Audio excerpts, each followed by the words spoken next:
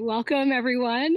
I'm Kristen Grippo, the Community Engagement Director for Berkshire Art Center, and I'd like to welcome you to this virtual artist talk with Thad Kubis. A little bit about us. Berkshire Art Center is a nonprofit community art school with locations in Stockbridge and Pittsfield. Our mission is to provide hands-on experiences in the visual arts for all ages, all incomes, and all skill levels. We offer studio-based art programs in multiple disciplines year-round in our studios and online. You can find our class offerings and upcoming artist talks on our website at berkshireartcenter.org. A couple housekeeping notes. Please familiarize yourself with your mute button and ensure that you use it while Thad is presenting. And if you have background noise, there will be a Q&A following Thad's presentation. You're welcome to add questions as they come up in the chat. And once there's room, we'll talk about those at the end. To ask a live question during the Q&A, please, well, you could raise your hand, the hand button, or just speak up. Lastly, we are recording. And without further ado, I'd like to introduce and tell you a little bit about Thad Kubis. Thad Kubis has a broad base of photographic related experiences and has worked as a photographer within various verticals such as travel and leisure, manufacturing, banking, financial services, marine, fine art, stock, sailing, editorial, and a myriad of others. He has been teaching with Berkshire Art Center for over 20 years, back when we were called IS 183. Thad is also a very active photographer, photographic instructor, lecturer, and consultant.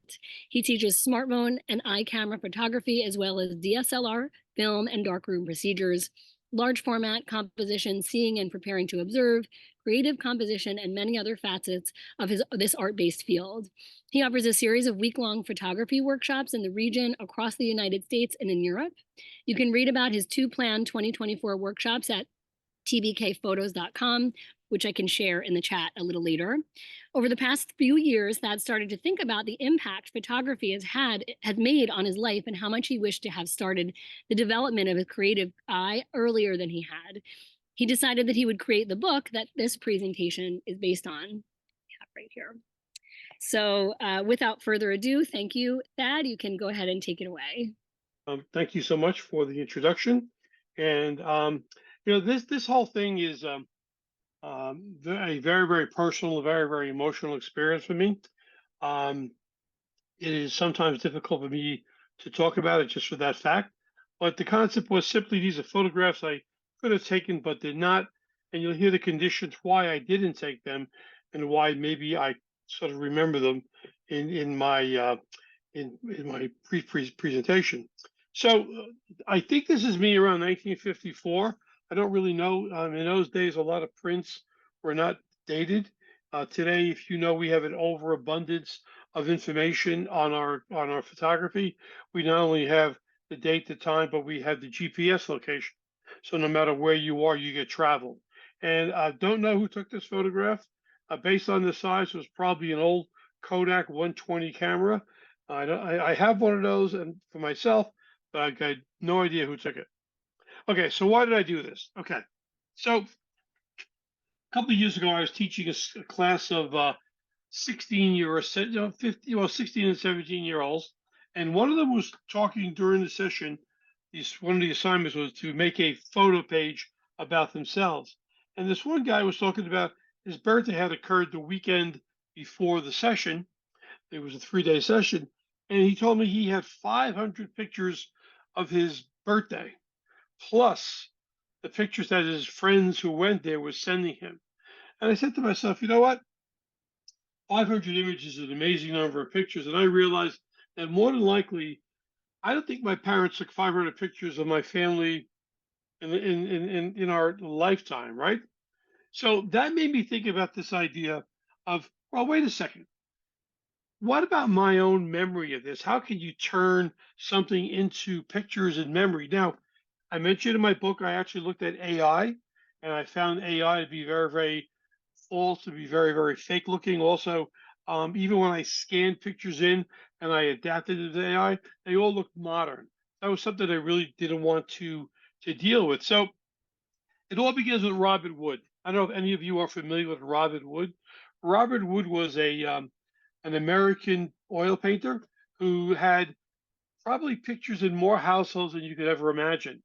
And this picture, I found this on the internet, is a copy of the photograph my parents had hanging in our dining room, which was something that I, in my in my sort of desire to always be a little bit more creative, I tried oil painting to create. I started drawing, I started using oil paints, and it was his fault because I realized at the time that I really couldn't do it as good as he did.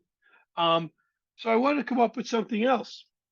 So what I started to thinking, and this is going back a long time thinking in my head, I tried to figure out what I was really trying to do. And though I didn't really have a camera, and the camera was sort of not part of our life, my father had an Instamatic, and that he loaded film usually in maybe May, and then he would unload the film and get it processed in the fall, usually right before the holidays. They put another roll in, and we he might have processed 3 or 4 rolls at all. And I really never had the opportunity to use that camera. And I also thought to myself, well, what would I take pictures of, and what would I do with these pictures? And that's sort of the genesis of this whole thing. Because what happened next was I had no idea what I would do with them. I mean, if there was a camera to be available, who do I know?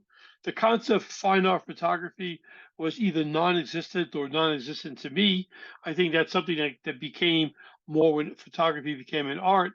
What was available when I was, in the early '60s, when I was looking around, was this creative use of photography, which was primarily documentary, but really the actually was news photography. There were multiple newspapers in Greenpoint, Brooklyn, well, New York City. There was the Daily News, the Journal American, the New York Post, the New York Times, the Herald Tribune, and they were very, very. There were many local publications. I had one in Greenpoint called the Greenpoint Weekly Star, and these newspapers were really all the photography you saw, and it was typical cheesecake stuff. It was typical someone's getting promoted. It was typical event being done or someone who died. So fine art really didn't exist. But you know what's happened though, since I've got this book, I realized that so many people really enjoyed it. One of my goal was to get people to sort of feel the emotions I had within the book. And Billy, who was actually um, on this presentation, wrote these magical words to me after he got the book, and I'm blown away by it because my goal when I did this book was to try to share not only the visual sense but the emotional sense. And this is where something that Billy mentions tears of nostalgia and joy. When I relive some of these experiences, and I have many more than I did in Illustrate, those tears are rearing up in my head. So, Billy, I'm so happy that you were able to see that because it was something that I really wanted, and I achieved that goal. If quite honestly, I never sold another book, this was enough for me to make and put this on my wall forever. So what I decided to do was to look at these eras, these parts of my life that had major import to me, and I was trying to think about what I could do, and I came up with loads of topics: where I bicycle rode, where I walked, what I did that was right, what I did that was wrong. But I realized the most important thing and the most fundamental thing in my life was my family. My family was very limited. We were lower middle class. I had my mom, my dad, my grandmother, and my brother Michael. And what I decided to do was to focus on photographs of each of those family members that I wish I would have taken had I had a camera. Now, my parents did get me a camera long after, I think it was probably when I was 14 years old. They came back from a trip to the Caribbean, an anniversary that they went on, and they brought me a Minolta SRT 101. And I actually have an SRT 101 as well, and that is a film camera. So here's my mom. My mom, I know very, very little bit about her. My mom was very, very personal. You'll read in the story who she was and sort of how she interacted. But this photograph was probably taken by a professional photographer in Greenpoint, Brooklyn, called Roberts. And Roberts used 4x5 and 8x10 cameras. And when I scanned this into my using my scanner to scan it, it became too modern. So I literally had to adjust my scanner to keep it in the mode of what it was.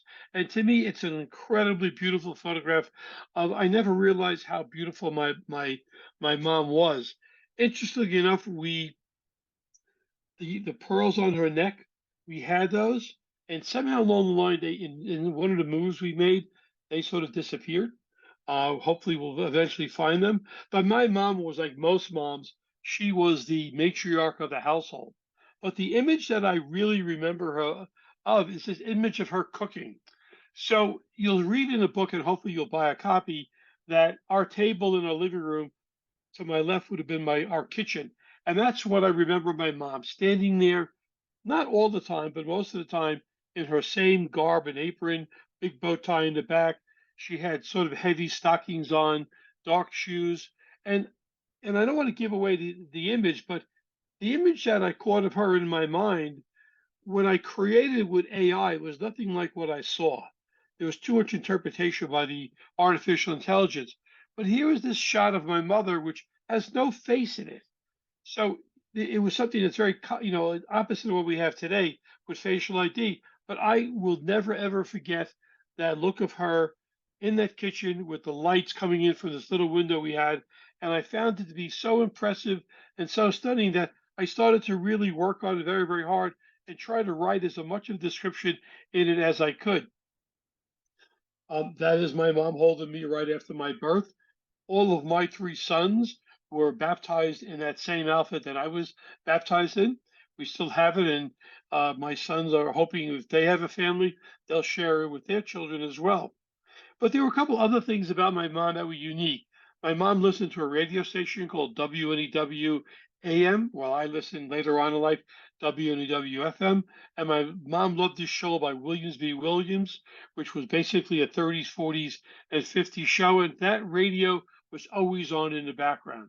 So that was something besides her cooking, besides who she was, the music in her life was very important. Now, my dad, whose name is Thaddeus A. Kubis. My mom's name was Leocadia. We say shortened it to Lydia, to Lillian. But my dad was Thaddeus A. Kubis. I'm Thaddeus B. Kubis. We don't know who you were named after.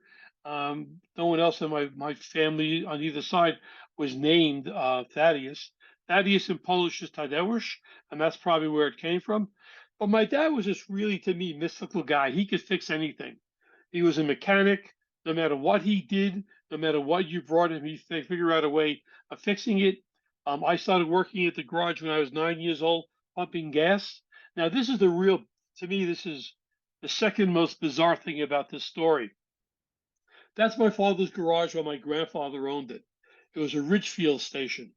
And in the 40s, in the 30s, 40s, and 50s in New York City, the New York City Real Estate Bureau would photograph every piece of property every so many years for tax purposes. That database is now available at the Brooklyn Historical Society. So I went onto this database, and there shows up a map of the 5 boroughs of New York. I zoomed in on Brooklyn. No, the street I lived on, Oakland Street, which is now called McGinnis Boulevard, between Nassau and Nassau Street and Norman Avenue. And all of a sudden, there was a dot on the spot where my dad's garage was. I popped it open, and this was the photograph that was available. Point Garage was literally on the point. And that sign, which is below the picture, I have it in my office at my house. That was a sign that hung in the window you could see on the left of the screen for all the years I know the garage existed. And when the garage was closed down for economic reasons and for my uncle Adam passed on, my dad couldn't do it himself. I still have that sign and it hangs above my door to my studio. So I couldn't find any signs that had the garage on the Esso because it was an Esso dealership, but this is what it was to me, and this is what it looked like. I pumped gas on very, very similar gas pumps like you have there. This is another great photograph. I don't know who the guy on the left is, but I knew he was an insurance guy. My dad's in the middle, and it's my Uncle Adam. Now, my dad wore this jumpsuit, and as did my Uncle Adam. And the picture I remember most, again, I'm not going to give it away, is my dad with his hands. Those are not his hands. I don't have any photographs of my dad's hands. But my dad worked day in from 4:30 in the morning until around 6 o'clock at night fixing cars. And what he and my uncle would do, they would alter one week. My dad would get in at 4:30, and the next week my uncle would get in at 4:30, and they would shift on the work they did. But he had a routine, and the routine was that after he finished working on the car, he would use borax, lime soap, scrub his hands in this incredibly dirty, beat up sink. But at the end of the day, his hands were worn, but they were remarkably clean considering all what he did. My remembrance of my dad was that I was responsible when I wasn't going to school of stopping off at a deli called, well, a deli on Driggs Avenue, and I would pick up breakfast sandwiches for my uncle and for my father, and it was Paulson's Deli, and I would get the treat of having breakfast with them. And the shot that I would have taken if I could was my dad having his sandwich in one hand, left hand usually, his cigarette. He smoked 5 packs of Chesterfield every day in his right hand, and behind him was a an old wooden stove, and the smoke used to swirl around his face very, very magically, and that would have been the picture I would have shot. Low angle, great depth of field because I wanted everything in the background to be visible, and that is the picture I remember most of him. And again, if you get a copy of the book, you can get it at my website, tbkphotos.com. You'll read in detail about that shot. And I tried to include as much detail as I could. Today, we tend to forget about the detail because we have so many abilities to edit images later on. And now with generative AI, we can almost add anything we want to the photo. In my imagined photos, I tried to keep as much of the original detail in there as I could. There's my very, very handsome father, Thaddeus A. Kubis. I have no idea when this picture was taken. There was no notations on it, but he looks like he's ready to party. My dad wasn't a very emotional guy, so I mean that smile was about as excited he would get. But if you analyze this picture, there's a couple of things you could tell. One, the tonal range. It was probably done in what was called panachromatic film, which converted every color tone into a black and white tone. The landscape format and the size indicates was probably done again with a Kodak 120 or 220 camera. And I'm telling you, man, for the time, for the era, the details are there just fantastic. So when you are looking at the book and you're thinking about my dad went from being a dirty roughneck mechanic, winning a Bronze Star in World War II, by the way, with Patton's Third Army, to this cleaned up guy who, gosh knows what this picture was all about. Now, this is the most incredible photograph I've ever found. My grandmother, which was called Babci in Polish, owned the house we lived in, and that's the house in the back. We had a very long front yard, which she took care of, and I couldn't find a photograph nearly anywhere. So I went back and I dug up this Brooklyn Historical Society, the real estate board, and not only did I find the picture of the house, and you'll see that number there, that was the number was something that they used for tracking. 22 was the zip code, the zone code before, and BK meant Brooklyn. So the boroughs were Staten Island, SI, Manhattan, I think it was MT, Bronx, BX, Queens was QN, and Brooklyn was BK. But what's amazing about this picture, in this corner shot, let me see if I can get my cursor up. I can't get my cursor up, but in the right hand side of the photograph, at just before you get to the door, is my grandmother staring right at the photographer who shot this. Now, my grandmother never spoke English, but she was very protective of the house. So I have a feeling that right after this picture, she walked up with a very, very Polish walk, usually shifting the shoulders left or right, and probably told this guy in Polish to get the hell out of there. And since he didn't understand the word, he probably did his job and moved on. But one of the things I remember about my grandma, my babci, another review. So this is something else. I sent this to a friend of mine, Nancy, who photographed, is one of the people who photographed me for the book in the back. She took it as an emotional roller coaster, and again, that's what I wanted people to get. I wanted people to get this feeling of my emotions of the time. But my grandmother took me on these trips every couple of weeks. We would go visit one of her friends. Now, Greenpoint, Brooklyn, if you look on the map, is on the northern part of Brooklyn. It is bound by Newton Creek. It separates it from Queens, and the next section in Brooklyn over would have been Williamsburg. So my grandmother had a friend. Um, not really sure her name. She lived, I think, on North 9th Street, and she had a railroad apartment. Railroad apartments, for those not familiar, are the primarily layout apartments in these class houses of Brooklyn. They were in a brownstone that might have been 3 to 6 stories tall, but they basically were in a railroad. You walked in, and every room would bring you onto another room. But what was unique about this was that my grandmother loved to feed pigeons.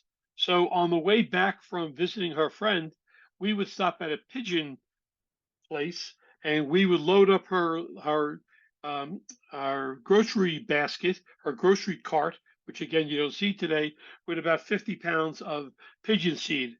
And then on the way back, my grandmother would tell me, Taju Hutch Tutai, which is Taju, come here. And we make our way back to McCarran Park, which is featured on the left hand photo. And oops, sorry. And then on the right hand page, this is exactly the spot, the bench in the distance that my grandmother and I would sit at.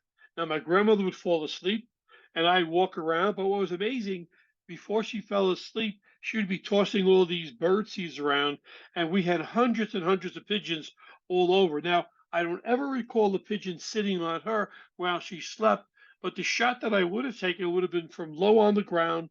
The paths with this hexagonal these hexagonal like panels, and I either shot through the pigeons up at her as she slept. That's my grandmother on the left, again holding me within days of my, well, probably the day the same that I was baptized. And again, so for me to relive these photographs, it's both painful and happiness, because I realize how much I never really got involved with my family as I thought I should have, and I realize how much I regret that. So through this book, I'm hoping that I will somehow link with their spirits, and they'll see how much love they gave me and how much other love I gave them. Now, my brother. It's tough for me to talk about my brother. My brother Michael Joseph Kubis, would have been considered today to be part of the autism spectrum. He was very strange, very unusual, but in many ways extremely, extremely creative. We had very, very little photos of him. That photo on the left there is an enlargement of one of three, maybe four pictures that I found. I had to do a lot of work on it to make sure it was even physically visible to see. But my brother lived in a world that was really by himself. He created these radio programs sitting at our dining room table, and that's the sort of the shot that I structured. And he would create radio stations, radio broadcasts on a cassette recorder with a headset on, with a stick microphone. And he went to the point that he also created his own commercials. So he would create commercials on my dad's garage, on different people he knew, on different things that he did. My brother was a devoted Three Stooges fan, so there was always some involvement of the Three Stooges in it. And he would send these tapes to radio stations all over the country. And the only thing I remember was that there was a time when he told me that a radio station in California picked up his interview with Jan and Dean. Now, I have no idea how Michael got in touch with Jan and Dean. I have no idea. I mean, I've got to believe he interviewed them. He interviewed them, did all the editing himself on a little cassette player, put this probably in a padded envelope, and sent it to some radio station that actually broadcast it. Now, I'm assuming that that was the only time that ever happened. Well, Michael had this his nickname was Mickey Joe. It was called the Mickey Joe Show, by the way. Michael, or Mickey Joe, had this capability of interacting with people to an amazing degree. The Three Stooges, which if you don't know who they were a comedy routine from the 30s, 40s, 50s into the 60s. There were actually six Stooges, but the three were the key ones. Michael got in touch with them somehow, and when they were making an appearance at the Mesrol Theater in Greenpoint, Brooklyn, Michael got he and I to be invited backstage, and we met with the Stooges. We met with Joe Bolton, who was the guy who ran their TV show. But again, no pictures. Today, we'd have 1,000 pictures, right? Videos and everything else. But I remember I remember meeting them because I used to go to the Mesrol Theater to see all these B movies. I'm a devoted 1950s, early 60s sci-fi fan. So I remembered the movies I saw, but more importantly, I remember the smell of the popcorn being made. But we met with the Stooges for a very brief amount of time. They went on, did their routine. There was a movie that they would follow up on. And the strange thing is, they went on a bus to go someplace else, and Joe Bolton came to our home dressed in his police uniform, Officer Joe Bolton, and my mom made him a sandwich, probably of liverwurst or bologna on white bread, which was our staple lunch. He didn't complain. So there's in the lower left, well, the upper left hand side, you see Jan and Dean. You don't know who Jan and Dean are. They were a Beach Boys type group. Actually, a couple of guys who were a backup later became Beach Boys. They were related to the Beach Boys. And there is Officer Joel Bolton with the Three Stooges. And there's another photograph of my brother. I'm not really sure how old he was in this. I'm figuring this is probably when he was 16 or 17. Have no idea. I was probably 8 or 9. I don't know who took this photograph, but in the background is some of the crystal that was dear to my mother's heart. So again, it brings a lot of memories back to me. Now about me. So I was an adventurer, and I still am an adventurer. I've done many wonderful things in my life. I've sailed from Barcelona to Rome, from Venice to Rome, from Rome to Palermo. I sailed from the Caribbean up to Maine. I sailed all on the East Coast. I was a sailboat instructor for many years. I was a U.S. Coast Guard master's license, which allowed me to deliver boats for people. I love to hike. I still love to hike. I've done hiking on the Appalachian Trail, and my bike at this time was my machine to get me anywhere I wanted to go. And Billy, you mentioned in your note to me you had a Schwinn bike. I had a Schwinn bike as well. I couldn't find a picture of it, but that's the closest one that I had. That bike would, in the summertime, that bike or my wooden box scooter would be my, after breakfast, I was gone. And my mother would say, stay safe and stay alive. And I'm here, so I did both of those things. My friend Phil Rass, my best buddy, and I would go on adventures all over. We took adventures into New Jersey, into New York, into the different boroughs, all riding our bike. Our longest adventure, we told our parents we were staying at either one of their homes. I told my parents I was staying at Phil's house, and he told his parents he was staying at my house. And we took our bikes and we rode from Greenpoint, Brooklyn, down to Sunrise Highway. Got to check them out all the way out to Heather Hills State Park in Montauk. And it took us 3 days to get there. We stayed there 3 days, and we came back 3 days later when no one had any idea of what went on. What was very unique about it is the first night that we were out there, we stayed someplace like in Babylon. A local cop came over, asked us what we were doing. We told him what we were doing. We brought tents with us, and he said, well, he would check in with us. And it was either during this time or during a hike up to Bear Mountain that we woke up in the morning and found breakfast sandwiches brought by the cop. So it was again something that you probably couldn't do today. I did with some other people walk from George Washington Bridge to Bear Mountain. We stayed our first night in Pierpoint, and a similar thing happened. A state trooper came by, said he would check on us, and the next morning, voila, we had breakfast. But for me, my bike was my way out.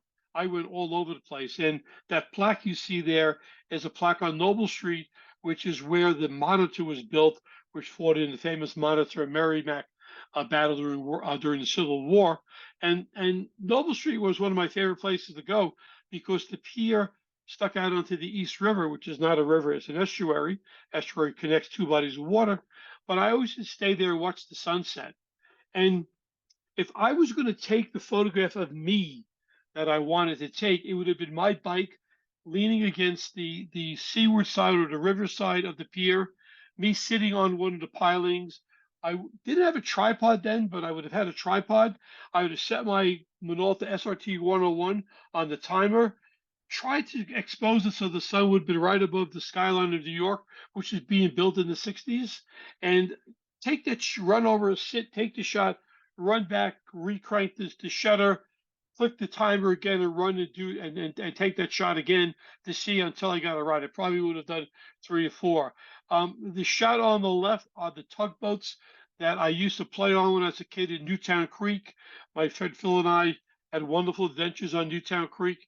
And the shot on the right is West Street, which is a street that had, as when I was a kid, wooden cobblestones, and it led down to Noble Street, which again was one of my most favorite places to hang out.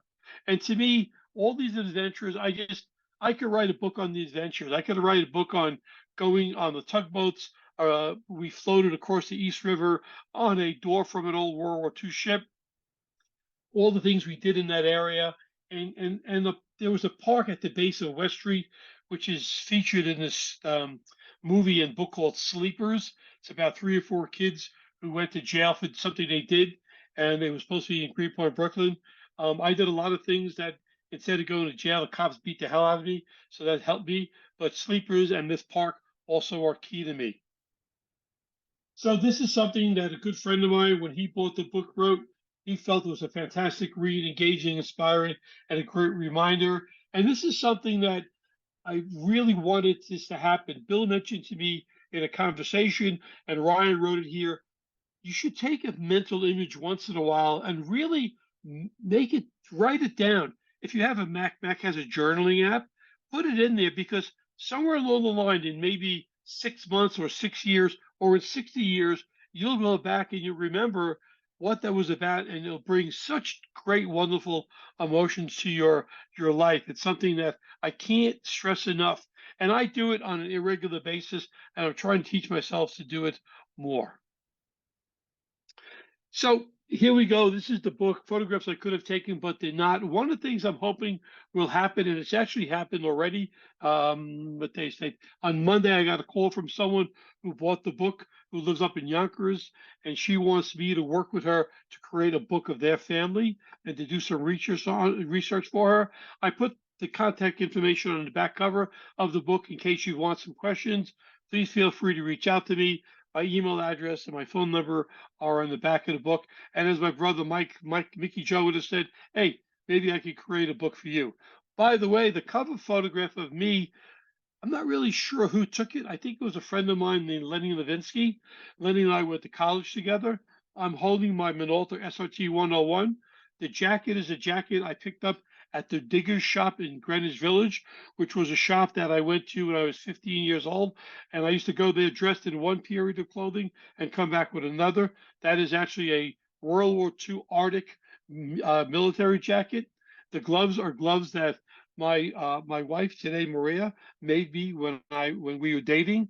And I think the place we took that is in the Palisades Park, which is a long park on Palisades in New Jersey along the Hudson River.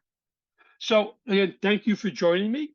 I am certainly willing to take as many questions as I possibly can, and you'll get my email address later on. So if you're watching this at a delay or a couple of weeks down the line, feel free to reach out and ask some questions. Well, thank you, Thad. And I'm happy to jump in. And before we end, I'll share your website and some of your upcoming Okay. offerings through Berkshire Art Let me Center. go. I've got 1 or 2 slides just to show to finish Please. up. So again, I want to thank the Berkshire Art Center, not only the sponsor in this talk. I've been working creatively with them for probably 20 years. It started, I think, in smartphone photography, but I really would appreciate it. I thank you in showing interest, like everybody there. As I mentioned, you'll get this in the chat. You purchased the book at tbkphotos.com. I want to do something again. I'm not here to hawk you doing a book, but I will gladly help you to, as much as I can, going through some of the research, planning, creative guidance.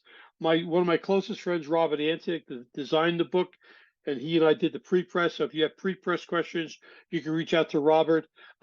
So I used to teach at the New York City College of Technology, design and graphic production, and I met Martin Pugh, who runs a shop out of Norfolk, Nebraska, and he's the one who got the book printed. So if you've got printing production questions, please reach out to him as well. So I don't think there is another one. There you go. So that was the original date, May 17th, but we're here May 23rd. So thank you again. Thank you again. I'm sorry I got on prematurely. I personally am just I could say so many things. I have been so inspired by your book and by the talk, and it's really such a treat to have like more tidbits and insight into your universe after having read all these anecdotes in your book. Um, it's clear to me that you're an adventurer and a memoirist. Yeah, and some of the things you said, I think it's beautiful your way of connecting with your family and their who they are and were in this way. Um, I guess my question is, and you've sort of hinted at it, but what's next? Is there, in addition to all of your teaching and offerings, is there another book? Maybe it's just about your adventures. But No, so I'm actually, really actually, interested. last October, I led a photo workshop in Tuscany, and I gotta dry my eyes. I led a photo workshop in Tuscany, and my wife Maria, and my son Dylan joined us. And Dylan is an aspiring photographer, and he and I have created a book on our journey, and it's called Two Guys, Four Eyes: Our Journey Through Italy. And the design was just finished. The preliminary design was just finished, and we're going to present it. This is going to be dated. Tomorrow, we are appearing at the Sheffield Farmers Market. We do that once a month, and we will be there tomorrow presenting the design of the book. And we're asking people to pre-purchase the book. You can see that again on my website. If you go to my website, you'll be able to pre-purchase a copy. But that book is a very unique concept because Dylan's theory was, or his theme was, taking shots that would allow him to express his visualness. And we wrote words about our photographs. Mine are very impressionistic. His are in color. All of mine are in black and white or monochrome. So that's the book there. But if I was going to write another book on photographs I could have taken but not, it would probably be on my friends. I have today very limited friends, and I just met Bill, and I consider him to be a friend after only one meeting, but after wonderful emails. But the idea is I'd probably write it on the 4 or 5 friends that I had, because each of those friends had such a unique, different personality that it is really a cross section of living in a lower middle class, working class neighborhood in Greenpoint, Brooklyn, in the late 50s and early 60s. So that one I would do. Thanks. I mean, I'm glad to know it's still it exists and there's more. I'm gonna actually stop sharing your screen so that for the folks, who are gonna watch this later can kind of have a different view. Berkshire Art Center for letting this happen, because you never know who else we're going to meet through this presentation. Thanks again, Kristen. For sure, my Yes, pleasure. thank you And very much. like I said, I grew up in the suburbs, but the story of this is how my father grew up, and I remember visiting my grandmother in her gardens in Brooklyn too. So I think it's true. I think hopefully we've given folks something to connect to. You certainly have, Thad. So thank you for that. And I just want to reiterate, it's tbkphotos.com, and there's a few offerings coming up. So we have a photography hike at Pleasant Valley Wildlife Sanctuary on June 2nd, another photo hike at Tyringham Cobble on June 9th, another one at Bartholomew's Cobble on June 23rd. Those are all Sundays from 10 to 12. And then photographic Chesterwood in the shadow of Daniel Chester French, which sounds totally awesome. Tuesdays 1 to 3, starting August 6th, and it goes to the end of August. So those are all offerings, and there's many ways to find that. And we're just so grateful to have you as a friend and an educator and an art educator for us. And we look forward to continued collaborations. Thank you. Thanks, guys. So do I. Have a Thank good you. Thanks a night. lot.